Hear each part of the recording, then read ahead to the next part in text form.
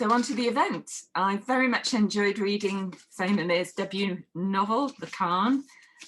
There's some incredible characters, a wonderful new female lead in it, protagonist, who I'm sure will, if you haven't read the book already, you'll really enjoy her journey. And I'm delighted also to introduce AA Dhand, Amit Dhand, who will be interviewing her for this event. So AA Dhand was raised in Bradford, qualified as a pharmacist, and worked in London and travelled extensively before returning to Bradford to start his own business. He also began writing the Harry Verdi crime novels, inspired by the history, diversity and darkness of the city. In 2016, his debut novel, Streets of Darkness, was released to critical acclaim, and it was chosen for World Book Night and also Read Regional in 2017. 3 further novels followed, including the latest one, One Way Out. He's currently working with a UK broadcaster to develop a TV adaptation while still working full-time as a pharmacist and writing late at night. I'm going to hand over to Amit in a minute, but just to let you know that we have the Q&A box open. So if at any point you want to put a question in there, please do. And in the last quarter of an hour or so, we'll come to your questions and put those to Saima. Meanwhile, I will hand over to AA Dhand.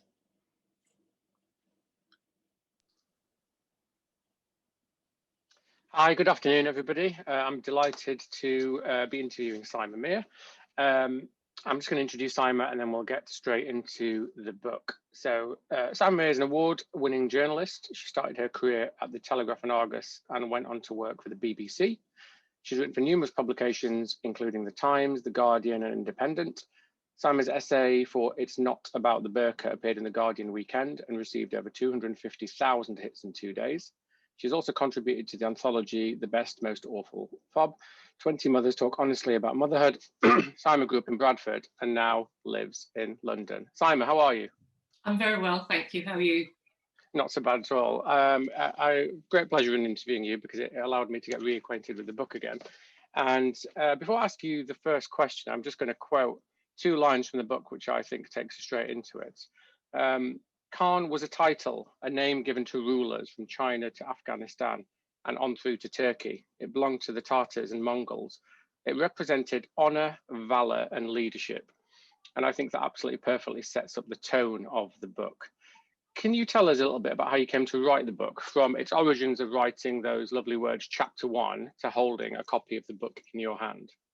So I used to be a cub reporter at the Telegraph and Argus in Bradford. That's where I started my journalistic career. And as part of that, I covered a lot of crime stories. And one of the things that would happen is my fabulous news editor would send me into the reception to see. Somebody would walk in and say, I've got this great story. So you'd always have to go down to see what they had to say, to see if in fact there was a story. And some of the times there really was, and sometimes there wasn't. And there was just these sort of anecdotes or somebody who had a bit too much to drink and had some fantasy to share about who was really running the city. And I remember one day a guy came in and he was quite older and sort of quite creviced face, and he had grey hair, and he said to me, sort of leaned forward and he said, you know that this city is run by these 12 men, this jury. And it was completely false. There was no evidence for it. It was just this seed that kind of stayed with me. It just kind of thought, what if this was true? I just loved the idea of it.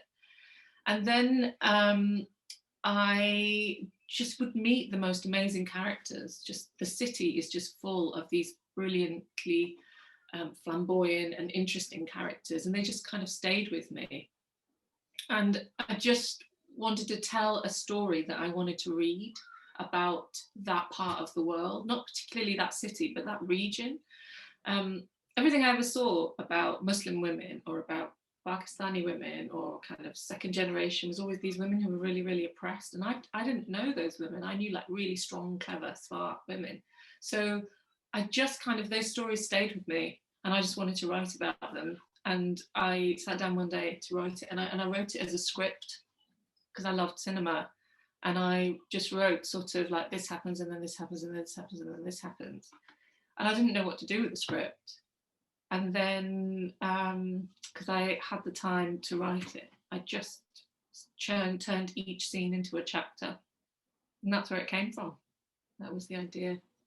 So when did you start writing the book? Are we talking? Is it many years ago that you started it? The journey. Yes. How long has the journey been? So my journey's been quite long. So I wrote it when I was pregnant with my first son, who is now 7. So I wrote it, the first draft of it then, and I couldn't do anything with it. And I didn't really know how to navigate publishing. I didn't know anyone in publishing.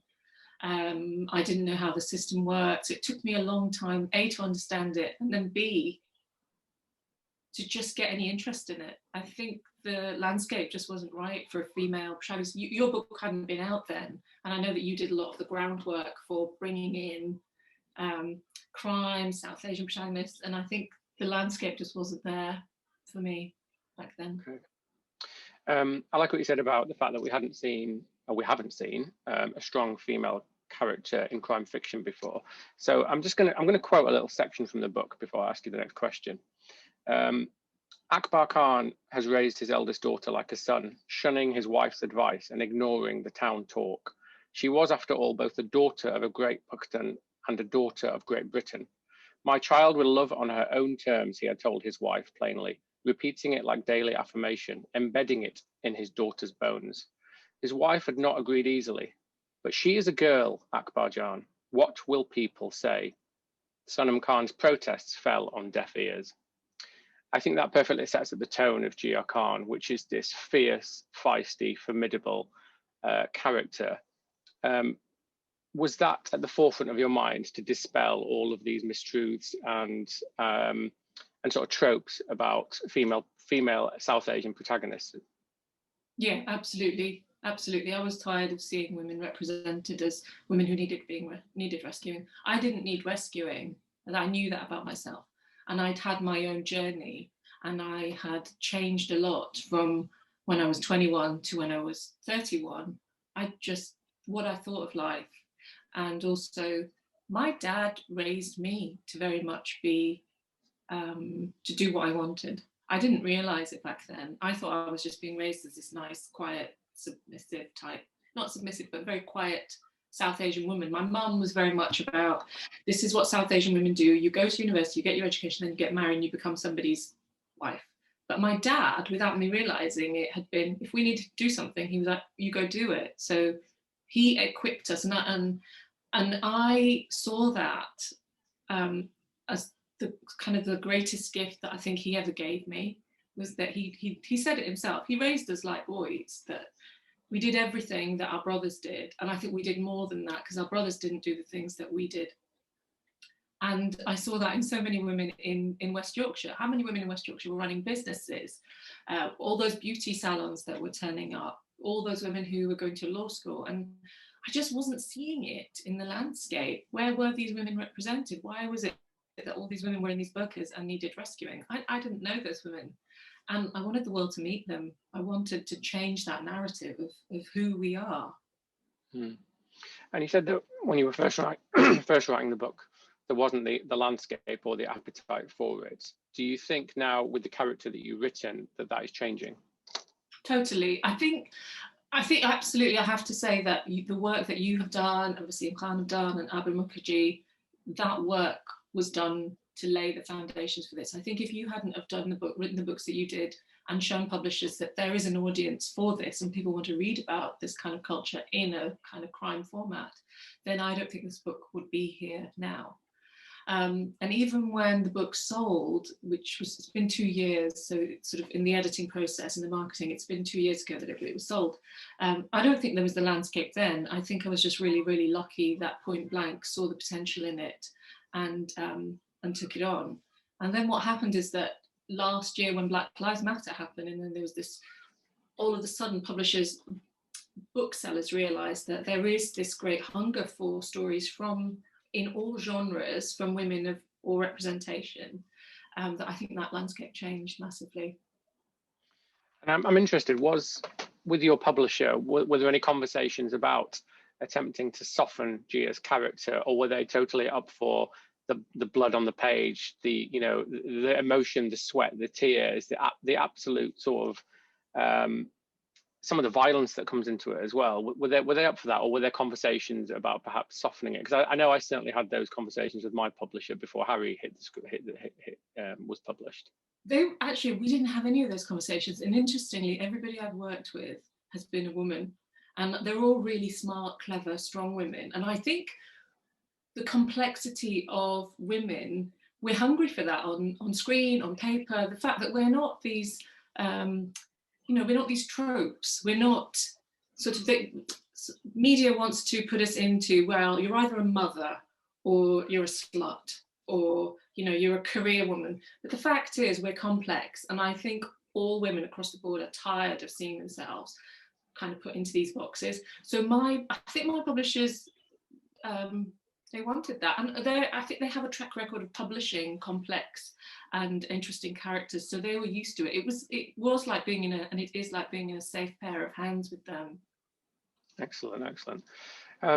The book talks about the Jirga, which is a tribal council which controls sort of criminal networks in Bradford. And whilst there's the usual themes of criminality in the book, there's an emphasis on honour, tribal alliances, and tradition within the South Asian community. How much of that do you think is fact, and how much do you think is fiction? How much of the fact that we have honour in South Asian communities and it's a big deal? The fact that we have, the fact that we exist as sort of tribes, and honour and tradition are really important. We hear about it a lot, but I wondered how much you think is fact and how much is fiction. I think it's a big deal. I mean, I don't think it always results in bloodshed, as it does in the book, but I think honour is such a big part of our culture, and we hear it all around us. And there's little quotes out there that people say in Urdu, which is "Log kya kahenge," what will people say, or in Punjabi, "Log ki kahenge," what will people say? And we hear this growing up because we are boxed in by these ideas of what is an honourable existence. And I think that's different between tribes, isn't it? And between groups, and between whether you're North Indian and South Indian, or whether you're Pakistani or Indian or Gujarati or whatever. I think honour is such a big thing. But I also think it should be a big thing, not necessarily in the way that we not think of it in terms of like honour killing. I think to live an honourable life is what we should be aspiring to do, right? We should be being of service to each other. We should be looking at where we made mistakes and being able to apologise for those and change and move on. So I think it is a big part of our culture. I don't necessarily think it's a bad thing. I think it depends on how we interpret what that honour is. What is an honourable life? Yeah, I think there's been comparisons made with the Khan and the Godfather. And it's interesting that when we watch the Godfather, we buy into the honour of the Italian mafia families and the fact that it's a clan and it's tribal. And it appears almost, sexy and compelling when the Italians do it in their mafia way. But then when the South Asians do it and we bring it over to our side of the pond, it doesn't seem to translate the same as the way the Italians have done. The Godfather, in the Godfather, the Italians might kill someone else, but in South Asian tales, they've always killed their daughter, right? It's always an honour killing that's happened where somebody's daughter has been killed. So it's that interpretation of what's honourable, isn't it? Yeah. Agreed. Did the Godfather, because there's been comparisons made between the Khan and the Godfather, was it something that influenced you think? I think the story probably did, in that the idea of family. Like, I grew up with a huge family. I grew up in Bradford. I grew up with lots of cousins. And so I love that idea. I love writing about family. I've written about family for lots and lots of different newspapers. So I love that complexity. And I love the kind of unsaid that we have between family. How we'll never really say to each other, if I'm having a disagreement with my brother, I'm not going to actually tell him what I'm annoyed about, or he's not going to tell me. We're just going to skirt around the issue. So I love the nuances of that. And one of the really interesting things I think about crime families is the loyalty, because that's the only way they survive, right? You've got to have undying loyalty, unconditional loyalty. And what does that mean? I loved exploring the idea of what is that, and what does loyalty mean to this woman, this Jia Khan? What does it mean to her if she's loyal to her family? Does it mean that she turns them into. Let me ask you that. What does it mean to her? To her, I think loyalty means survival, making sure that all her family are cared for, and she is willing to sacrifice herself for them to get to a safe place. Okay. I've never moved away from Bradford, so I've been here sort of my whole life. You grew up here and then moved to London and wrote the Khan away from Bradford. I'm really interested to know what do you make of the city of Bradford? How do you feel about it, and how did it, when you were writing the book, was it the city that you grew up in or the city it is now? So I love Bradford, and I always talk about Bradford and West Yorkshire like my mother, where I can say what I like about her, but no one else can. You know, because she's my mum, right? So I know what's wrong with her, but I also know what's great about her. And I'm saying what I'm saying from a place of love. So that's exactly how I feel about the city. And also because I worked as a journalist, I worked for the Telegraph and Argus, and then I worked for BBC Look North. So I covered that patch for quite a long time, and I got to see bits of it that people might not see if they just live there, because I got to explore all of that region and all of the district. So I got to see all the beautiful buildings. I was privileged enough to access the kind of very close, what is described as the very closed off South Asian communities, but then also the very closed off white communities. And I just had like a free pass to go and talk to who I liked. So my love for that city is, I think, steeped in a lot more than the fact that I just grew up there. And when I wrote the book, when I wrote it, I'd only been here, I think, a few years, and I'd kind of been making notes. And so it was a city that was in my head more than, the honest truth is, the book doesn't mention Bradford at all, as in it doesn't say the word Bradford. And the reason it doesn't say that is because Bradford, when people think about it, they bring their own bias to the table, don't they? They bring their own lens and their own interpretation. And I didn't want that to happen to my story. I just wanted it to be a story of Jia Khan and who she is and what her journey is. And I didn't want anyone to think they knew her until they'd met her properly. So I took any references to Bradford, as in the word Bradford, out. And that allowed me to give me more creative freedom, because I could then do what I liked with that fictional city, rather than trying to stay true to an idea of what Bradford was to me and to other people. It also meant that the sense of responsibility, because I feel a great sense of responsibility to Bradford, to West Yorkshire, to that region, it sort of weighed less on me. I didn't feel like I had to I was writing a crime novel after all, so I didn't feel as guilty about it. Yeah. I'm interested in which writers inspired you growing up and was reading an integral part of your youth. Oh, totally. My mother used to take me to the Central Library all the time, and I remember, that great Central Library was on 5 floors, and amazing place. I can still smell it. I can that fragrance of it. So it was a huge part of my life.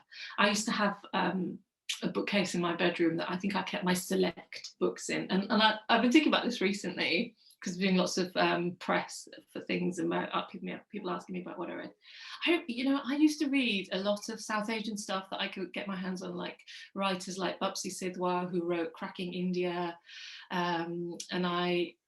but I also used to read a lot of Malcolm X, because there used to be a little bookshop behind the Arndale Mall in Bradford called Shared Earth, and the only thing I could find that kind of represented me was African American literature. I couldn't find any books about Asian women in England who were like me, but the experience of Maya Angelou and Malcolm X, partly Malcolm X because he was Muslim and it was the first time I'd seen a Muslim man who spoke English the way kind of I did. I know there was the accent and everything. I just loved that idealism and that kind of honour, the idea of what's honourable, what is an honourable existence. I loved that. So I read a lot of that. And I also read a lot of feminist fairy tales, which up until recently I didn't realise what impact they'd had on me. But I used to have this book called Someday My Prince Won't Come, which clearly influenced my life. One called Women Who Wear the Breeches, which was by a writer called Hodgson. So yeah. And I think, the one thing about the Khan is, it's a brave, powerful book, especially for the Asian community. How has it been received by them? Do you know, it's been received really well. And I think that, because I'm so busy in my life, I've got 3 small children, that each step has been, I just need to get to the next step, So I didn't really think about how it would be received until very recently. It's been received really well. And I think it feels as if women have been waiting for this character.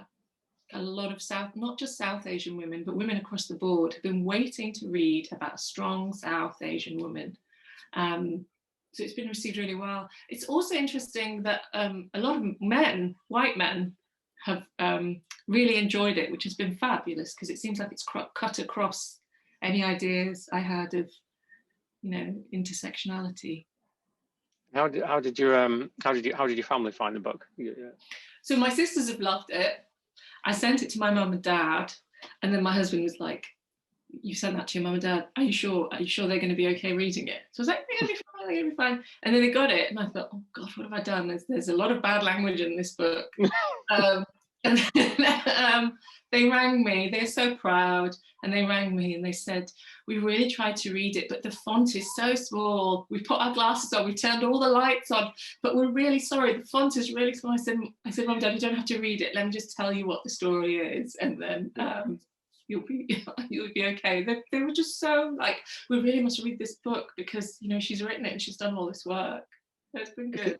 Interesting, isn't it? Where we're adults, we're married, we've got kids, but you send your parents your book and it's got swearing or sex in it, and all of a sudden you have this real feeling of anxiety that they're still your parents, aren't they? And you still have this anxiousness about it. Well, the whole opening scene, as you know, how it opens, and it's a very sexy opening scene. Yeah, and there's prostitution in there, there's drugs, there's crime, and my parents are very conservative, nice, just a very conservative, nice couple. So I think for my dad to think about what his daughter's written, I'm not sure what he'd make of it, but they're proud. They're very proud. Yeah, I've just looked at your opening 2 paragraphs, and I think that your parents, from a parental point of view, they're like, "Oh, this might be something different to what we was expecting." She's clearly not been going to mosque enough. Can I think that your book has got the best kick-ass cover that I've seen in many years. I think that it just jumps out at you and almost smacks you in the face. It's such a great cover. Whose idea was the cover? Did you have any input on it? It's very, very unique as a cover, I think. It's amazing, isn't it? It's just absolutely amazing. Yeah. So when they asked for some suggestions, and I sent a few suggestions, but I didn't know what was going to come back. And this just blew me away. And I just didn't expect it. When I opened my email and it was there, and I was completely captured the feeling of the book in a picture. And I still haven't found out who the designer is, because it's just, whoever they are, they're amazing. It's just the kind of soul of the book is in there in every way, isn't it? It's amazing. I love it. I'm going to get it. I need to get it blown up into a poster. Absolutely, yeah. Well, the book, I'm just going to go to quote again from the book. There's times in the book and really strong points where you correct mistruths about faith as well as crime. So I'm just going to quote a little paragraph from the book and ask you about it. So I'm towards the end of the book, Gio's having a conversation about divorce within the Islamic community. And she says, under Islamic law, a man must divorce his wife in the presence of a qazi 3 times before they're no longer bound, Gia said. After the first 2 talaqs, they can reconcile. Men are easily angered, slaves to their passion and makers of rash judgments, as you and I know. A woman, she must only say once what she wants, and it is done. We women are more tolerant. We measure and weigh up before we make our decisions. This is God's ruling, not mine, but there are few who understand it. I love that throughout the book, you correct huge misconceptions about faith and community. And again, I wondered, were you actively doing that to dispel these mistruths? Was it something that you wanted to do in the book, as well as exploring the criminal tropes? You know, when you were reading the book, Amit, and you messaged me, and you said, "I know why I like this book." He says it's because you're on every page. That's what you said to me, and that's what it is. It's the book. Although it takes time, you sit down and write a book in a set period of time. The book stories actually grow within us, don't they? And so a lot of those corrections are things that I have just felt in my own life for a long time, and I wanted to tell the story of a Muslim woman who understands why she keeps her faith, because there's a lot of stories like, why do strong Muslim women stay Muslim when this is the actual what Islam says, and I wanted to show actually the truth of why Muslim women stay Muslim, because there is this complete interpretation of this faith through men, not even through men, through patriarchy. And that is a big part of a lot of women's lives.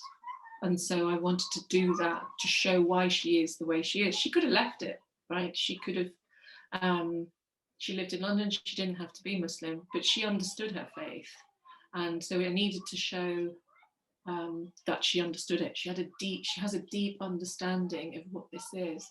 She's a woman who thinks deeply before she makes decisions.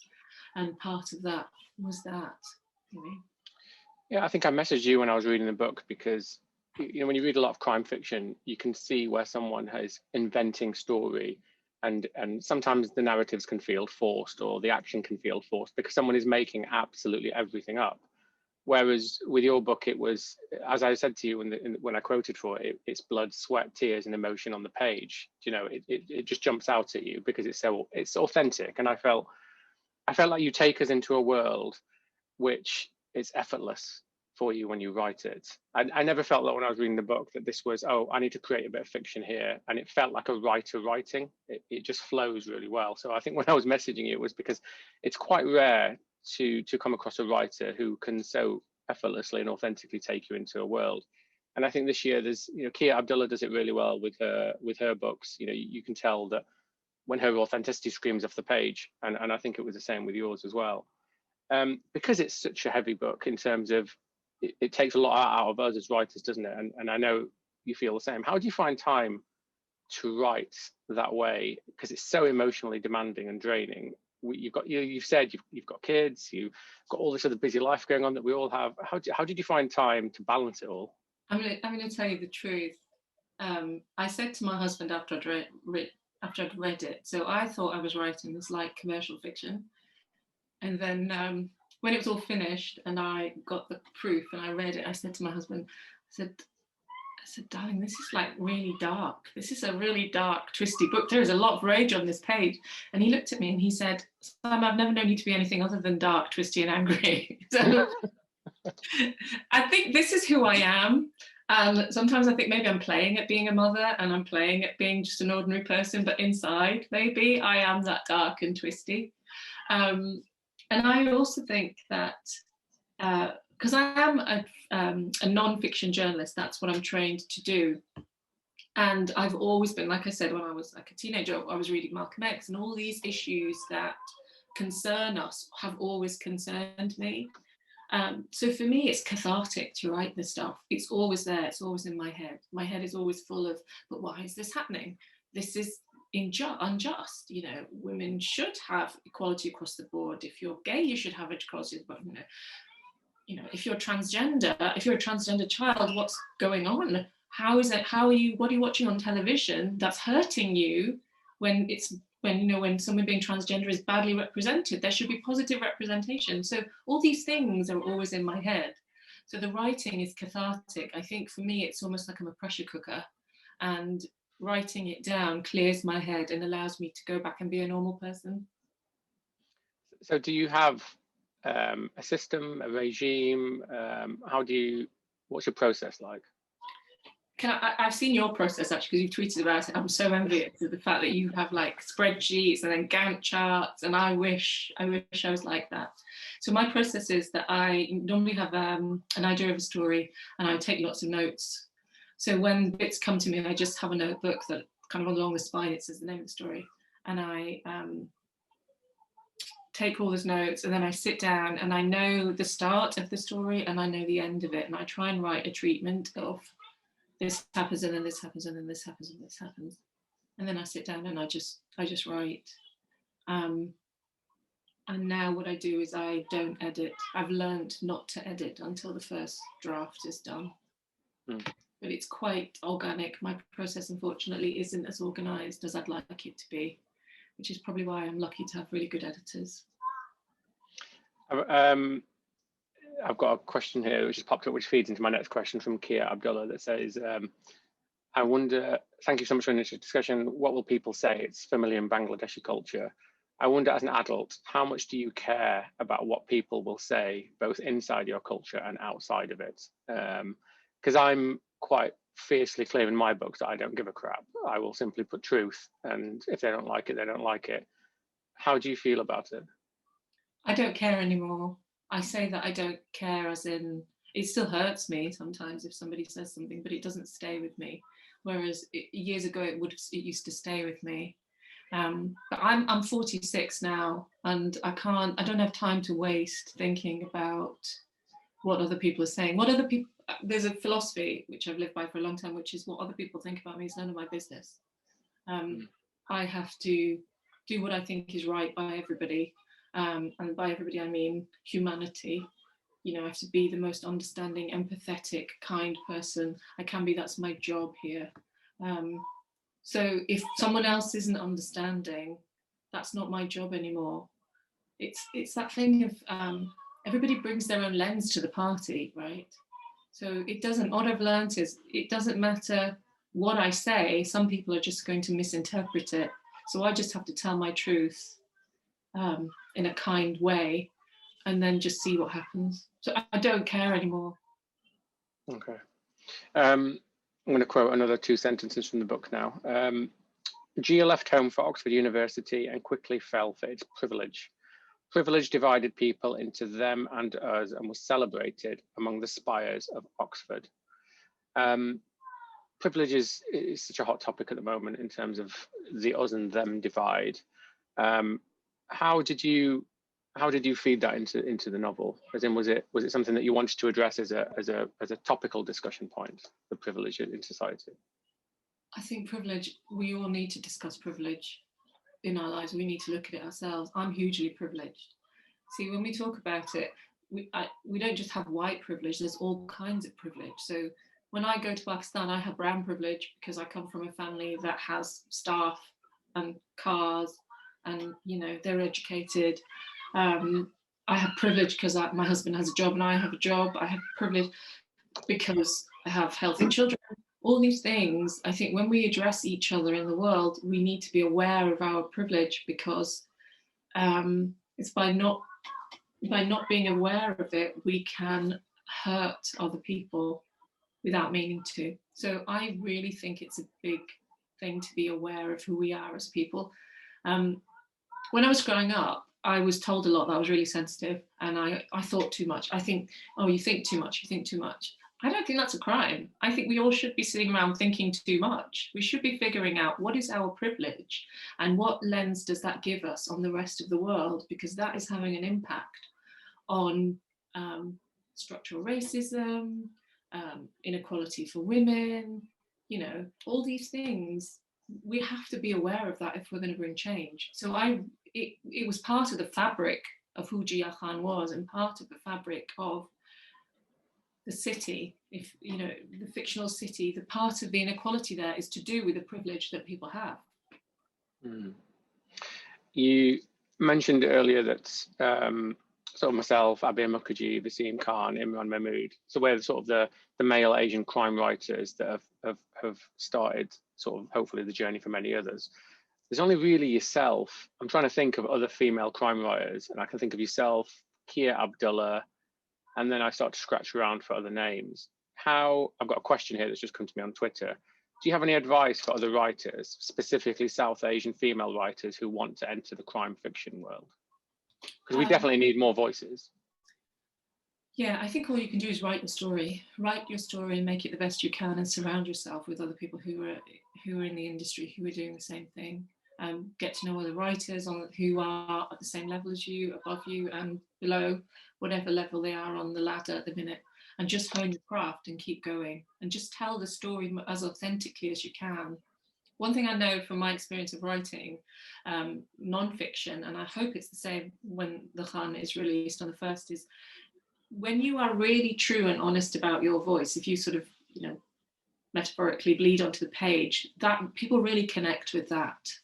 When they connect with it, something magical happens. So I think just tell your truth as best you can, keep honing your craft. I'm still learning my craft, I'm still developing those skills, and just keep going. There's been the TV rights for the Khan sold prior to publication, I think. Is that right? A couple of questions on it. How can you update us about that? And somebody's asking a question: who could you see playing Gia Khan? What can I tell you about the studio? So BBC Studios have optioned it. So that means they're developing a screenplay. I know that the screenplay is in production as we speak. They've extended that option, so fingers crossed it is going to make it to screen. But that's about all I know, really. Aisha Raphael, who optioned it, is fabulous. She's of a similar background to me. She's incredibly clever. She's BAFTA winning, so it's in really safe hands. It'd be really exciting to see what they do with it. Who would I like to play Gia Khan? I don't know who would play Gia Khan. I don't think we've seen her yet. Just like we hadn't really seen Gia Khan in the pages of a book. I think we've not seen her. Let's see what happens. So you said you wrote the Khan as a script prior to writing it as a book. Was there any temptation for you to adapt your own book, because you'd already had a crack at it, I think? Not really. It's such a different medium. Screenplays are such a different medium, and when someone who is BAFTA winning is there, then you think, well, I know my place. My place is just back here with the novel. I'll let you get on with it and do what needs to be done. So I do love screenplays and I do write them, but there's a lot of work to be done for me on that yet. So we'll see what happens. What's next for you? Are we in sequel territory? What's the plan for Saima Mir moving forward? I am writing a sequel. Let's see what happens with that. And just working on other projects, really. So a couple of TV projects. Watch this space. So is there a Gia Khan sequel I am writing a Gia Khan sequel, and it's kind of two-pronged, really. It's sort of about Akbar Khan when he came to Britain in the 60s and 70s, which is when my father came here, and also what happens to Gia Khan after the first book ends. So it's two narratives kind of running parallel and hopefully connecting at the end. But it's early stages. It's only sort of, the first draft is only halfway through. And so, as you know, it kind of might evolve into something else. We'll see. The book is out 1st of April, isn't it? It's released nationally. How do you feel? How are you feeling about that? I'm really excited. Because so I am my own worst enemy, and I'm most hardest critic. But because this has been done with a team, I keep putting my hand down here because it's here. I keep looking at it because I know that I've been in really safe hands with this amazing team. Jenny Parrott, who's my editor. It feels quite good to have it out there, and also I just think it's having success later in life means that you don't take it as seriously. It's not my whole world. The Khan isn't my whole world. I have other stuff, as you know. You have two boys that keep you busy, right? And they kind of keep you humble when you say, do you know who I am? And they say, well, you're just nobody. So, they sort of, so I'm really, really excited. And it's really lovely to be talking about clever things with clever people like you. And there's lots of press coming up. So it's really fun. And also, it's really nice to be entertaining people, to have people messaging me and saying, oh my God, I've just read this book and I love it and I don't want it to end. And I know what that feels like, you know, that really delicious book that you sit there and you spend the whole weekend with it. I know what that feels like. So the fact that I'm giving somebody that is just, it's just wonderful. It's just a really nice feeling. I've often said that another reason for writing my books and some of the darkness is that when my children get older and they misbehave, I will simply say, do you want to read chapter 6 of this? So that when they read it, they think, actually, we can't mess about with Dad. Do you know what I mean? Because there's some serious darkness in there. I can see that in your household, can't you? You know, if the kids are misbehaving, you'd be like, just have a look at this, what Mum's wrote, and then you'll understand that Mum's not to be messed with. It's a parenting tool. What do you think? Yeah, probably, although my children are quite dark themselves. So when my middle child, Raphael, when he was about 3.5, he looked at his dad one day and said, Daddy, respect the family. I don't know where that came from or what it was. So I don't know if he was channeling his inner Khan or what was going on. So I also, because I write about motherhood quite a lot, and I write about maternal rage and kind of the honest representation of motherhood, and I really believe that children are here to prove us wrong. So watch this space. I'll probably tell them I'm writing some really dark stuff, and they'll say, well, how do you like this story, Mum? So let's see. I imagine him in this little suit at the dining table, barely able to reach it, just saying, you know, in the mafia way, saying, respect the family. He just looked up. He just had a book in his hand or some iPad or something. He just looked up and he said, just respect the family. And he said things like this before, so who knows?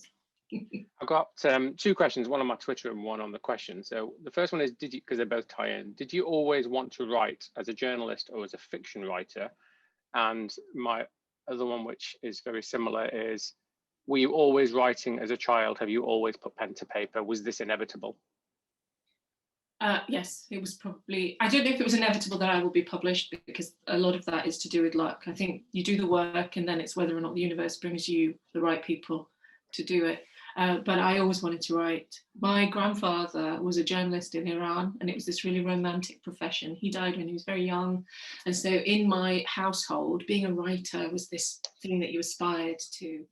And books were my escape, because I was this little Asian girl in the middle of Bradford who actually went to an all-white school, and I just loved stories. I just absolutely loved the magic of them and the what they shaped you into and what they inspired you to be. So I always wrote, and I always wanted to write. And I wrote a novel way before this that I never did anything that was half finished, and it kind of was left. So yeah, was it inevitable? I think it was inevitable that I would write. Whether I'd be published, I think it's just the universe handing me an ace, really. And the question from the same lady on my Twitter is, did you train to be a writer? I don't think you did. You didn't study creative writer or anything like that. You did the journalism route through to it. Did journalism create your writing style? Yes, it probably did. So I have a degree in biomedical sciences, and I have a master's in engineering, actually from the University of Huddersfield, as I was just saying at the start of this. Wow. So no, I didn't train as a writer.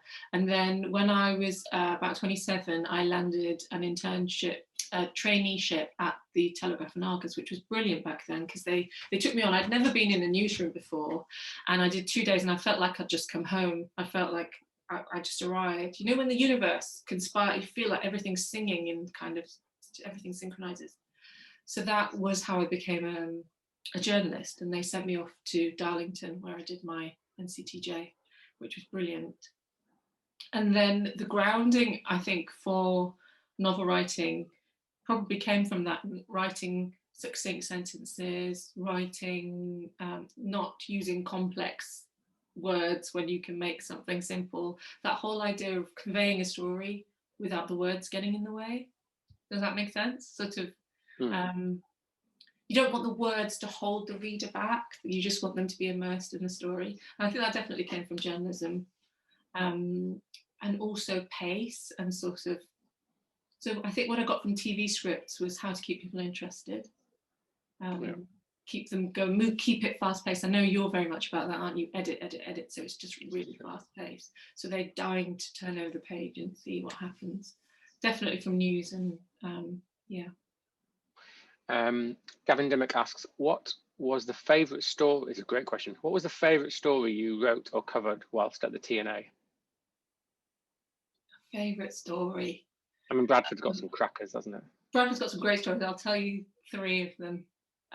One of them is kind of a funny story, but not really. It's a bit dark. But I got sent to court to cover this guy who was called the Mirror Man, and he was this really elderly man when I turned up there in a Mac. And what he'd done was he'd stuck mirrors to his shoes to look up women's skirts. But he was really elderly. Like, I saw him, I'd heard this story and I got there and he was this frail old man. He was, I don't think it ever got to court after that. I think they sent him to for evaluation, psych evaluation. But it was just the characters who you'd see, these innocuous little people. Sounds horrible way to describe somebody. Just, you know, people who you just saw on the street and you think, this is what's going on in your mind. This, you know, this crazy development. I covered the story. The one that stayed with me the most was I covered a story at the Beehive Inn in the middle of Bradford, where a man had been sent there as it was used as sort of like a halfway house for people who had mental illnesses, and he had been sent there and the doctor had given him £5, I think. The doctor had literally, and it was, I'd gone to speak to his mum and she was just telling me this story about how her son had died, and she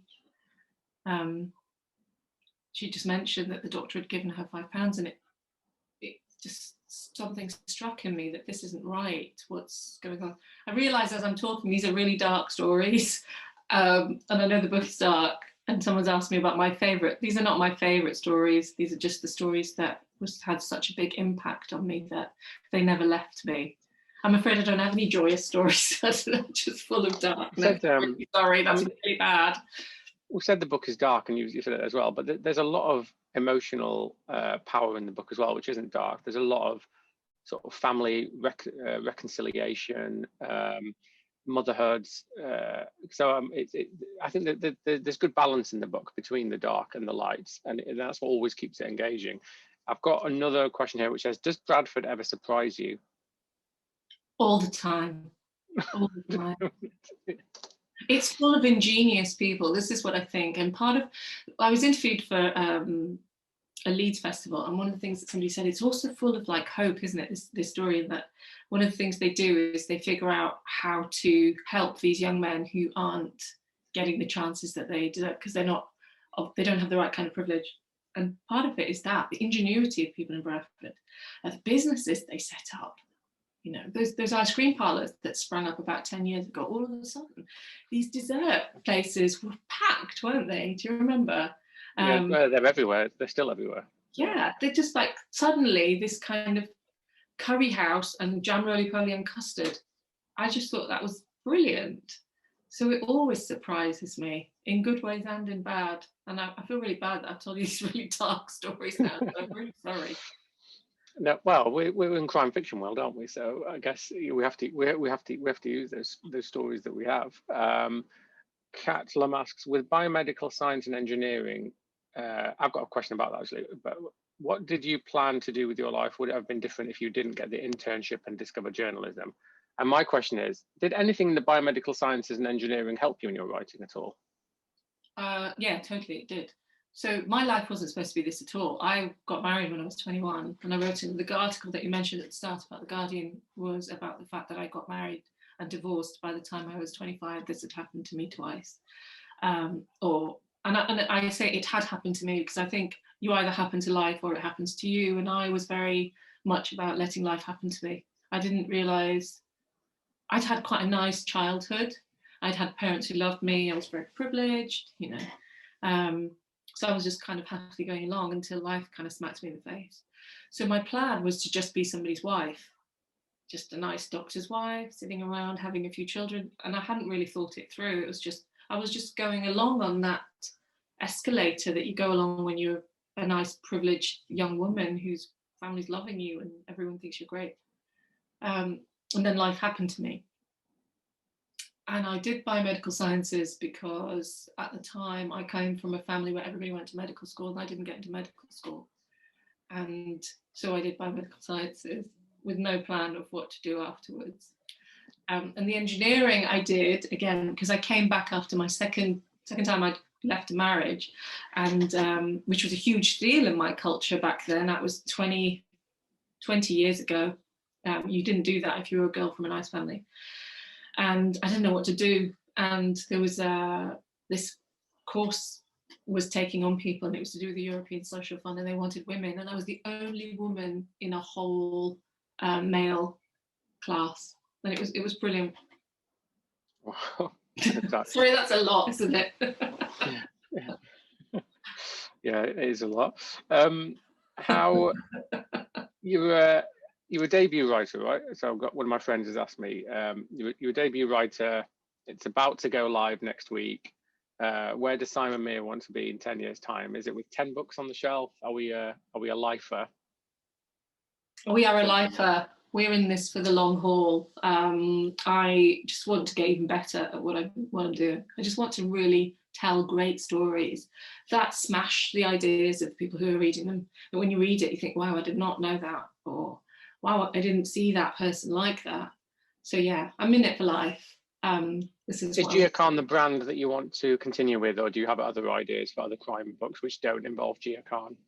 I have lots of ideas. I've got lots of there's a manuscript that's sitting in my drawer which nothing's going to be done with for a long time, but it's sort of like, it's a cross between Sleeping with the Enemy and Groundhog Day, if you want dark. It's about a woman who accidentally kills her abusive husband one night to keep reliving that day over and over again. Oh wow. Yeah. I'd read that. Write that one. I'll be your first reader. So if you want dark, I'll be. My husband's right, isn't he? I'm really dark and twisty, and here I was thinking I was writing commercial fiction. So there's that. There's a story I've written called My Brother is a Famous Scumbag, which is about these three siblings from Yorkshire who travel up and down the country after their mother died, revisiting all these places that they did as children. It's kind of like what's that brilliant thing called Last Tango in Halifax, kind of the visual of that, but three Asian siblings kind of traveling up and down, going to Betty's and going to Mother Shipton's cave and all those kind of places where you traditionally don't see South Asian people, you think, but we've all been there and we all go to those places. So there's that's not really crime though. I've written a rom-com which is called Ruby and Matt, which is about a very conservative middle-class white guy who falls in love with a middle-class white guy who falls in love with a very conservative Muslim woman, and the comedy that ensues when they try and remain married, but no honor killing, none of that stuff. So yeah, there is some comedy there. It's great that you've got that many ideas. Wish I had that many ideas. I always think it's nice to end an interview by talking about your other half, and I noticed in your acknowledgements that you put, finally, thank you to my husband Adnan for believing in me even when I quit. Thank you for rescuing me from myself. I thought that was really lovely, and I'm always conscious that I want to give the other half some attention and some space in these things. How does he find I'm terrible when I'm writing. I'm moody and I'm in my own head and I'm one-dimensional and I just live in my own little world. How has he responded to the book, and how does he help you when you're writing? So I'm the same. I'm terrible. I mean, I think my husband met me at my worst, and that was great because it only gets better from there. And he really had to do a lot of work to convince me to marry him. And I'm hard work, and I say I'm high maintenance, and yeah, that's fine. He loves me. I'm really, really, really lucky. He's looking after children. So I don't. He works during the week, and I work on the weekends, and he has the children. So he supports me in that way. He's just so proud because he's working from home at the minute because of the lockdown. He has been for a year, and there's like, you can't see them, but there's piles of books here, and he starts every one of his Zooms like this, I think. Is he surprised by some of the does he read, do you have this moment where your other half reads some of your book and then you catch them looking at you, and there's a moment where they're just like, what the hell have you written? Like, and there's just this moment where they're just like, they can't quite believe that it's come out of your brain onto the page. Do you ever have those moments? I think that's because I think my husband, as I said, met me at my worst and at my coldest and hardest and most like Iron Maiden-esque, impenetrable. So I think the only way is up for him. So when he sees this darkness, he knows that's who I am. He seems all right with it. Do you know that my husband hasn't actually finished the Khan completely? He's just not had time because of just looking after 3 small boys. He's waiting for the TV show, so